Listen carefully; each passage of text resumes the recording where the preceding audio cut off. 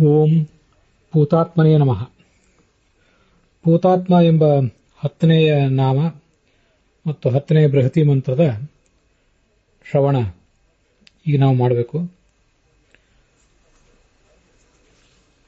ಓ ಅಜ್ಞಾನಾಂ ಅದಸ್ಸುಮಧು ಮಧುನಾ ಅಭಿಯೋದೀರ್ಧೇನೂನಾಮಿಷುಧ್ಯಸಿ ಇತಿ ಚಿದ್ಧಿತ್ವಾಧನ ಜಯಂತಂ ನದಂವ ಓ. ಇದು ಆ ಮಂತ್ರ ಭೂತಾತ್ಮ ಅನ್ನುವ ನಾಮಕ್ಕೆ ಸಂಬಂಧಪಟ್ಟಂತ ಬೃಹತಿ ಮಂತ್ರ. ಇದಕ್ಕೆ ಭಗವಂತರಾಯರು ಏನು ವ್ಯಾಖ್ಯಾನ ಮಾಡಿದ್ದಾರೆ ಅಂತ ಅನ್ನೋದನ್ನ ನಾವು ಗಮನಿಸಬೇಕು. ಭೂತ ಅಂದ್ರೆ ನಿತ್ಯ ಶುದ್ಧನಾದಂತಹ ಪವಮಾನ, ಅವನಿಗೂ ಸ್ವಾಮಿ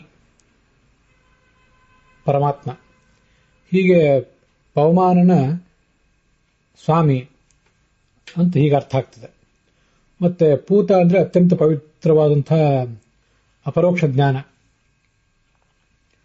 ನಹಿ ಜ್ಞಾನೇನ ಸದೃಶಂ ಪವಿತ್ರಮಿಹ ವಿದ್ಯತೆ ಅಂತ ಶಾಸ್ತ್ರದಲ್ಲಿ ವರ್ಣನೆ ಮಾಡ್ತಾರೆ.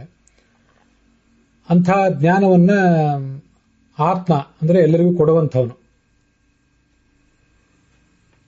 ಹೀಗೆ ಪೂತಾತ್ಮ ಅಂದ್ರೆ ಶುದ್ಧವಾದ ಜ್ಞಾನವನ್ನು ಕೊಡುವವನು ಅಂತ ಅರ್ಥ ಆಗ್ತದೆ. ಮತ್ತೆ ನಿತ್ಯ ಶುದ್ಧವಾದಂಥ ಮಂಗಳಕರವಾದಂಥ ಗುಣಗಳನ್ನು ಹೊಂದಿದವನು. ಈ ಒಂದು ಅರ್ಥವೂ ಅದರಿಂದ ಸಿಗ್ತದೆ. ಭೂತಾನಾಂ ಜ್ಞಾನಿನಾಂ ಆದೇಯಂ ಸುಖಂ ಮಾಪಯತಿ ಅನುಭಾವಯತಿ ಇತಿ ವಾ. ಪೂತರು ಅಂದ್ರೆ ಜ್ಞಾನಿಗಳು. ಆ ಜ್ಞಾನಿಗಳಿಗೆ ಸುಖವನ್ನ ಕೊಡ್ತಾನೆ. ಅವರವರ ಸಾಧನ, ಅವರವರ ಹಿನ್ನೆಲೆ ಇದನ್ನೆಲ್ಲವನ್ನು ಗಮನಿಸಿ ಅವರಿಗೆ ಸುಖವನ್ನು ಕೊಡ್ತಾನೆ ಅಂತ ಅದರ ತಾತ್ಪರ್ಯ. ಮೂಲ ಮಂತ್ರದಲ್ಲಿ ಸುಮಧು ಮಧುನಾ ಅಭಿಯೋಧೀಹಿ ಅಂತ ಹೀಗೆ ಮಂತ್ರ ಇದೆ. ಅದರ ವ್ಯಾಖ್ಯಾನಕ್ಕನುಸಾರವಾಗಿ ಮಧು ಅಂದ್ರೆ ಸುಖ. ಆ ಸುಖವನ್ನ ಎಲ್ಲಿಗೂ ಕೂಡ ಕೊಡುವಂಥವನು, ಎಲ್ಲ ಭಕ್ತರಿಗೂ ಕೂಡ ಸಾಧಕರಾದವರಿಗೆ ಕೊಡುವವನು ಅಂತ ಹೀಗೆ ಅರ್ಥ ಆಗ್ತದೆ.